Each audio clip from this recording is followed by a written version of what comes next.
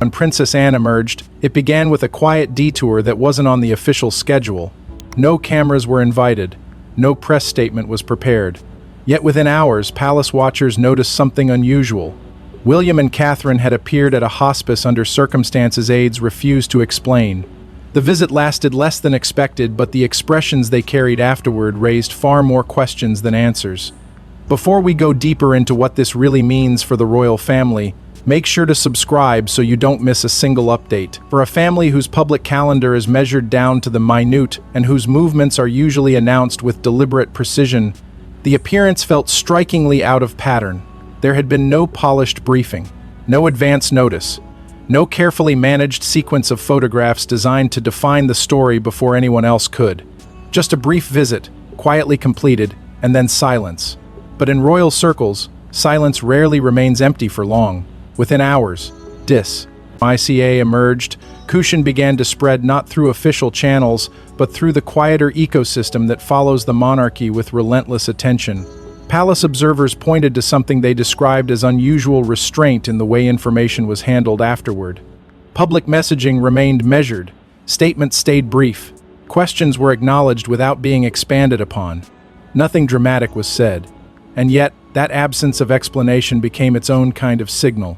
Reports and speculations surrounding private family matters soon started circulating across commentary spaces and royal coverage, though nothing was formally confirmed. As often happens with the modern monarchy, the less that was said publicly, the more attention shifted towards small details. Why had the visit happened with so little notice? Why had there been no broader engagement attached to it? And perhaps most importantly, why did this appearance seem to carry a weight that felt different from routine public duty? Observers who follow William and Catherine closely began noting what they interpreted as a subtle but undeniable change in tone. Over the years, the Prince and Princess of Wales have become known for maintaining composure under extraordinary levels of public attention. Yet several commentators remarked that this appearance seemed unusually subdued, not dramatic, not performative, just quieter than expected. That distinction mattered, because royal engagements traditionally operate with a familiar rhythm. There is preparation, there are brief interactions, there is messaging, there is clarity of purpose. This felt different, or at least many interpreted it that way. The hospice itself became part of the discussion. Of all places, why here? Why a location associated not with ceremony but with care, reflection, and moments people rarely choose to make public? Questions multiplied faster than answers. Some suggested it was simply a private expression of support. Others wondered whether timing played a larger role than anyone realized. There were conversations about family priorities, changing responsibilities, and the invisible pressure that comes with carrying both public expectations and private burdens at the same time. None of it could be confirmed. Yet the speculation itself revealed something deeper. People sensed that this visit meant more than appearances alone. And as attention continued to build, one uncomfortable realization slowly emerged. But what appeared to be a quiet act of support soon became impossible to separate from events unfolding behind palace walls. Royal schedules are planned weeks in advance except when they aren't. And insiders suggested this appearance may have followed news that changed everything inside the family's private world. For generations, one of the monarchy's most carefully guarded traditions has been this. Whatever happens behind closed doors, public duty continues. Engagements are honored. Smiles remain measured. Statements stay be. The institution moves forward even when the people inside it are carrying something far heavier than anyone realizes. That discipline has long been treated not as preference, but as obligation, which is why this particular appearance continued to attract attention long after the visit ended. There was no formal explanation attached to it, no declaration that anything extraordinary had happened. Yet reports and commentary surrounding difficult family circumstances began circulating in the background, creating an atmosphere that felt unusually uncertain. The details remained unclear, and nothing official connected those discussions to the visit itself. But timing has always mattered around the monarchy, and timing is often where questions begin. The challenge with royal life has never been visibility. It has always been deciding what remains unseen. For centuries, moments of grief, worry, and personal strain have been absorbed into a culture that prizes restraint above reaction. Difficulties are rarely explained in real time. Emotions are managed carefully. Public appearances become acts of continuity even when private reality may feel anything but stable. The modern royal family inherited that tradition, but in an age where silence itself becomes news, preserving privacy often creates more attention than openness ever would. And that tension seemed impossible to ignore here. Observers noted that William and Catherine have spent years creating a reputation for protecting boundaries around family life. Public roles are accepted. Public exposure is not unlimited. Their approach has often emphasized stability, routine, and creating a separation between institutional responsibility and personal space. That balance has become central to how they present themselves, not as distant figures, but as people trying to preserve something ordinary inside an extraordinary existence. But maintaining those boundaries becomes far more difficult when public curiosity collides with private uncertainty. As discussion continued, many began reflecting less on what had happened and more on what the visit appeared to represent. If this had been simply another engagement, why did it feel different? Why did commentary repeatedly return to the emotional tone surrounding it rather than the event itself? Why did even neutral reporting seem unusually cautious in its language? Questions multiplied not because information existed but because so little did. At the center of it all remained a familiar royal dilemma. When responsibility demands visibility but family demands protection, which obligation comes first? William's position has always required a careful balance. As heir, visibility matters. As a husband and father, discretion matters too. Those priorities do not always move comfortably together. Catherine, meanwhile, has often been viewed as someone who protects calm even when circumstances invite speculation. And perhaps that was what people were reacting to. Not an announcement, not a revelation, but the possibility that private priorities had briefly stepped ahead of public expectations. Yet the more attention shifted toward questions surrounding the timing and emotion of the visit, the more another question quietly emerged. Yet the location itself would soon become the center of attention. Hospices are places rarely chosen for spectacle. Their purpose is quieter, and perhaps that was exactly the point. By the time public attention shifted from questions about timing to questions about place, the conversation around the visit began to change. The focus was no longer centered entirely on schedules, silence, or speculation surrounding family circumstances. Instead, people began asking something unexpectedly simple: why a hospice? That question carried more weight than it first appeared to. Hospices occupy a different space in public life. They are not places people associate with celebration, announcements, or institutional ceremony.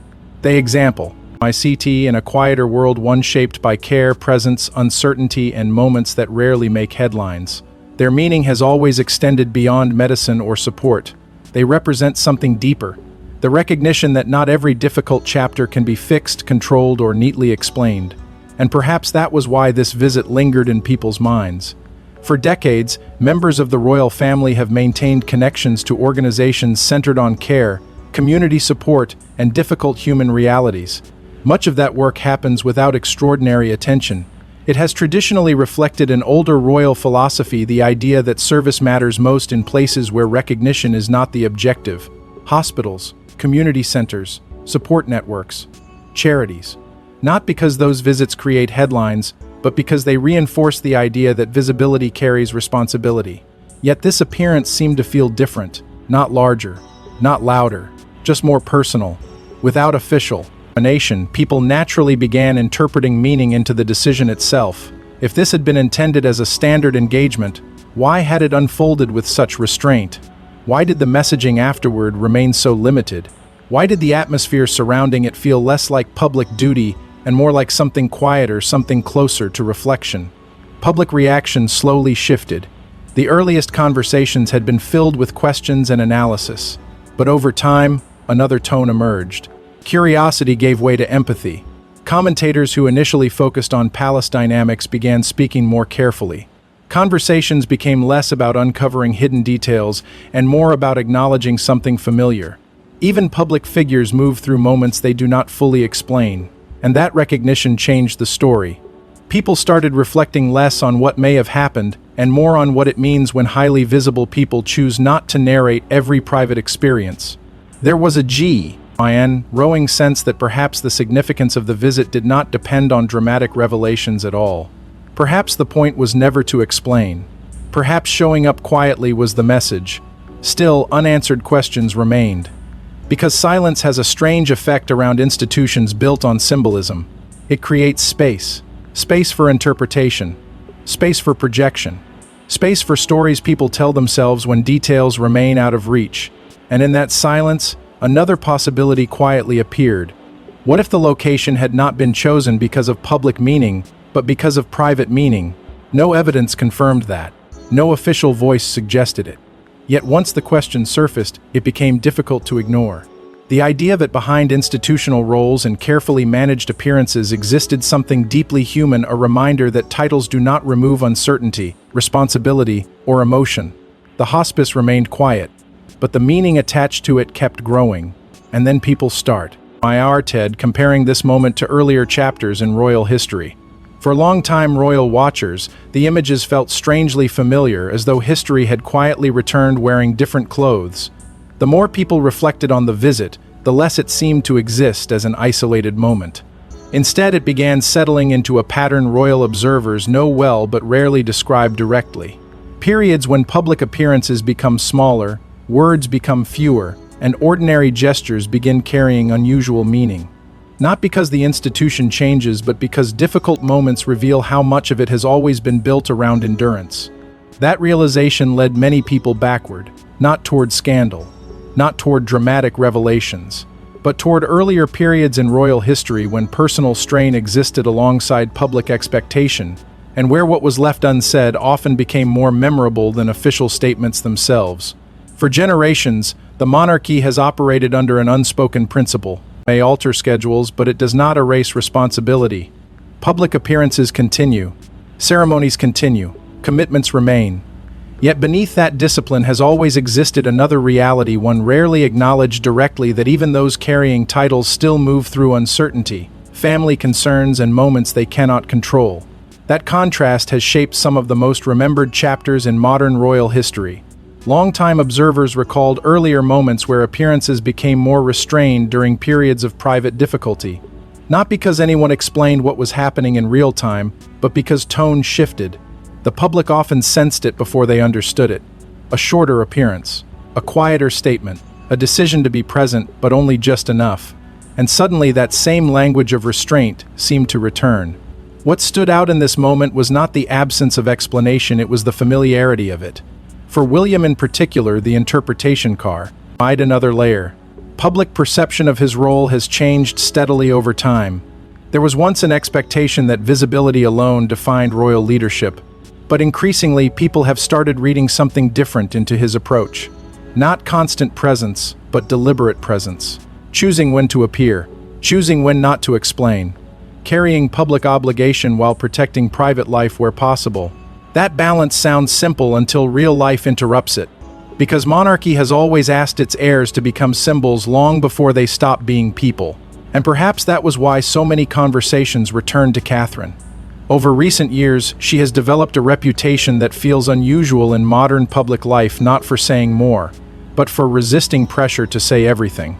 Her public role often projects steadiness, but that steadiness has never entirely erased the sense that family boundaries remain non-negotiable. Supporters frequently describe that balance as calm. Critics sometimes call it distance. But moments like this create a different interpretation altogether. Composure and vulnerability are not opposites. Sometimes they exist together. That possibility seemed to reshape how people interpreted the visit, not as a performance of resilience, but as a reminder that calm and concern can occupy the same space. That fulfilling responsibility does not eliminate private emotion. That continuing forward does not mean nothing difficult exists behind the surface. And perhaps that is what made the moment feel historical, not because history was repeating itself, but because the same quiet tension returned once again. Duty meeting reality. Expectation meeting limitation. Public role meeting private life.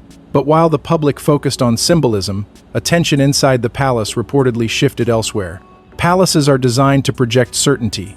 Yet behind closed doors, even carefully built routines can suddenly bend. That is one of the least Masan emerged scuffed realities of monarchy. From the outside, institutions appear fixed. Calendars are announced. Engagements move forward. Traditions repeat with almost mathematical precision. The structure gives the impression that nothing unexpected can truly interrupt the machine.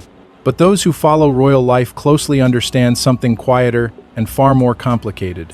The institution may appear permanent, yet the people inside it still face moments that force priorities to shift. And when that happens, the public rarely sees the adjustment happening in real time. By this point, attention surrounding the hospice visit had grown beyond curiosity. The conversation was no longer simply about where William and Catherine had gone, it had become about what changes might have happened around that decision. Not dramatic changes, not visible disruptions, small ones, subtle ones, the kind that become noticeable only after people begin comparing what was expected with what actually happened. Because within highly structured systems, difficult periods require coordination. When emotionally demanding circumstances arise, whether public, private, or somewhere in between, the challenge becomes maintaining continuity without pretending nothing has changed. Decisions have to be made quietly. Schedules are reviewed. Commitments are weighed differently. Public appearances that once seemed routine begin competing with responsibilities no one sees. And increasingly, many observers believed they were witnessing exactly that balance unfold. Over recent years, there has been growing public awareness that modern royal life operates differently than it once did. Visibility remains important, but not at any cost.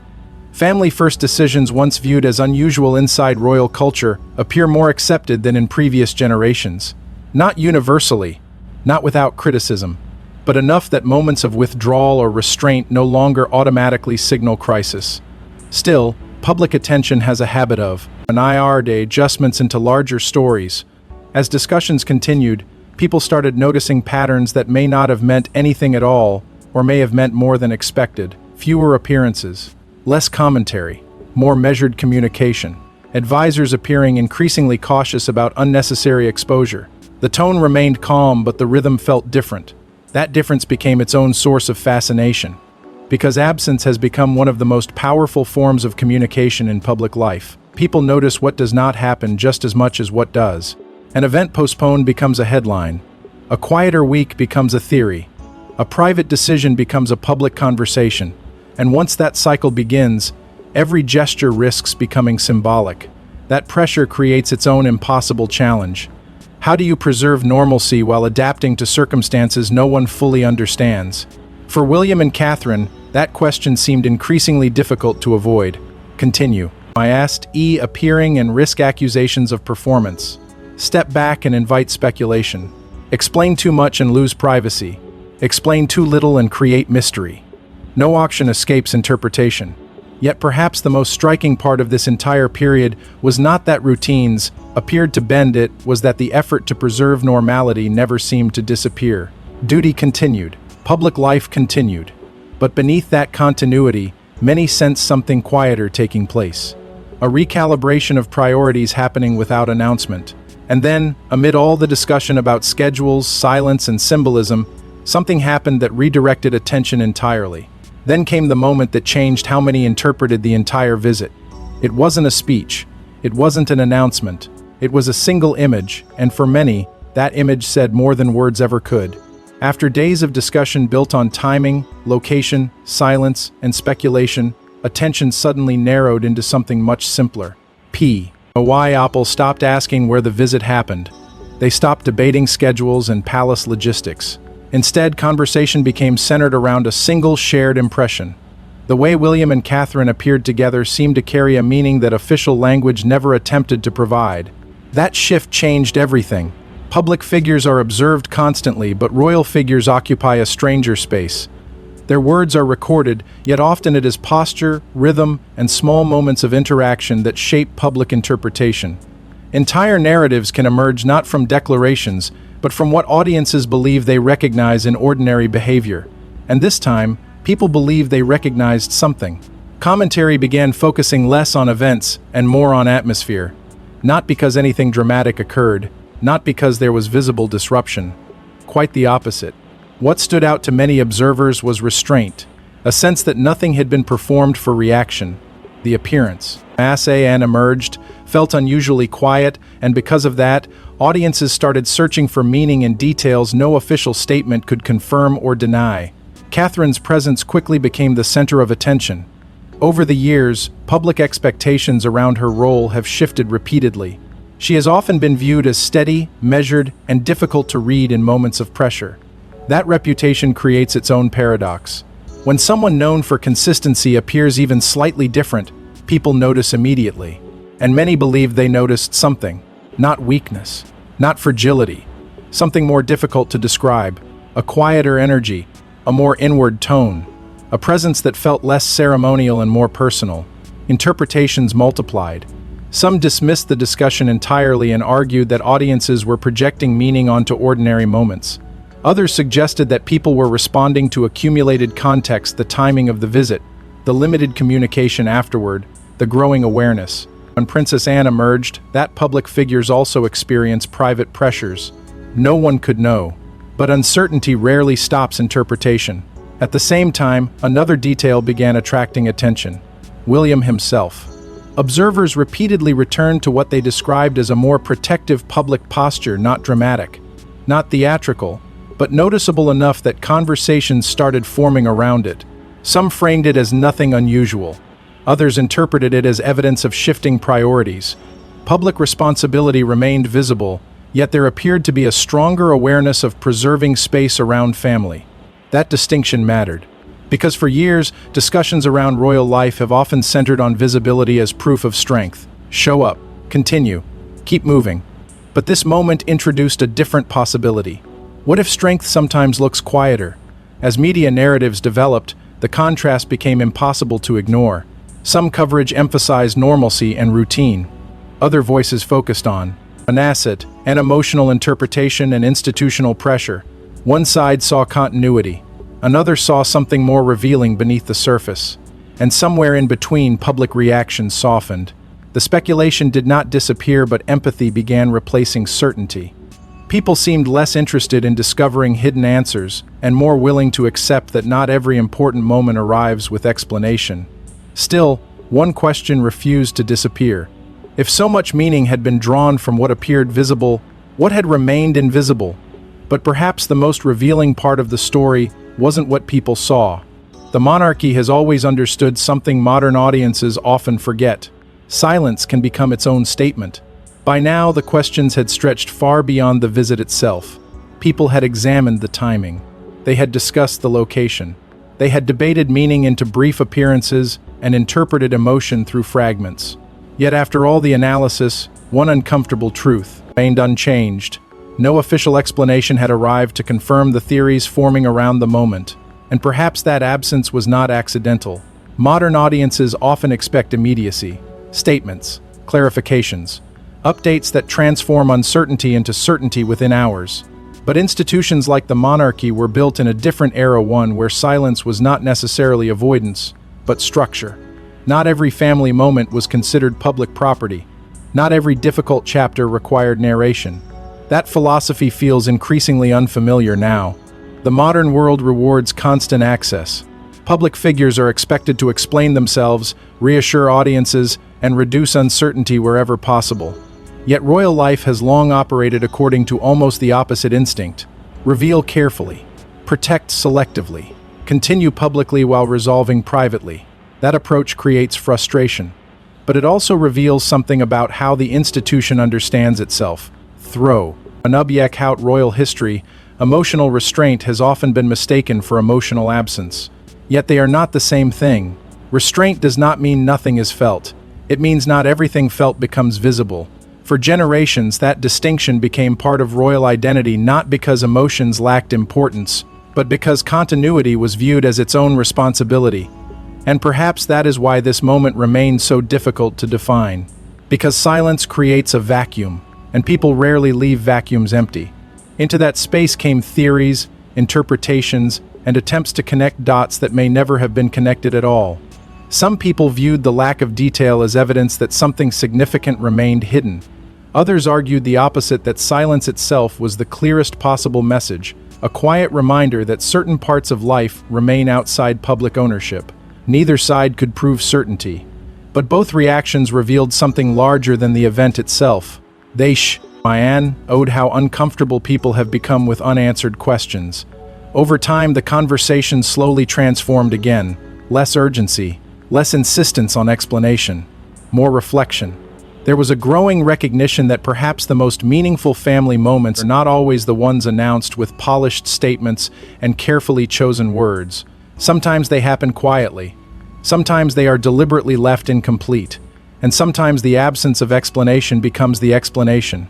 That possibility changed how many people viewed the entire story, not as a hidden drama waiting to be uncovered, but as a reminder that public roles do not erase private boundaries. That visibility does not create unlimited access. That duty and privacy are not opposites, they simply exist in constant negotiation. For William and Catherine, whether intentional or not, the visit appeared to communicate something without ever saying it directly. Public life continues, but some things remain held close. My sir, no confirmation arrived, no dramatic revelation followed. Only a moment briefly visible, then gone. And strangely, that seemed to make it feel more human. And in the end, the visit seemed to leave behind something larger than answers.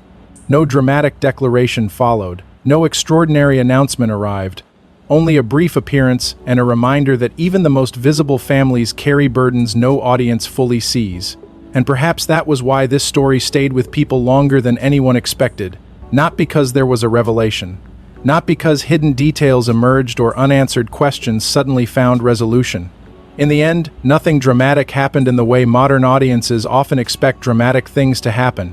There was no carefully timed interview, no emotional statement, no defining headline that transformed uncertainty into certainty. Only a visit, only a moment, only a quiet interruption in a schedule that otherwise appeared unchanged. Yet somehow, that became because after days of speculation, analysis, and attempts to understand what the appearance meant, something unexpected happened. Attention slowly moved away from discovery and toward understanding. The conversation stopped becoming about what people were missing and started becoming about what people recognized. That recognition was simple. Public roles do not erase private lives. For all the symbolism attached to monarchy, all the tradition, all the ceremony, there remains something impossible to remove from the people inside it. They are still families navigating moments that audiences may never fully understand. Titles create visibility. They do not eliminate uncertainty. They do not cancel responsibility.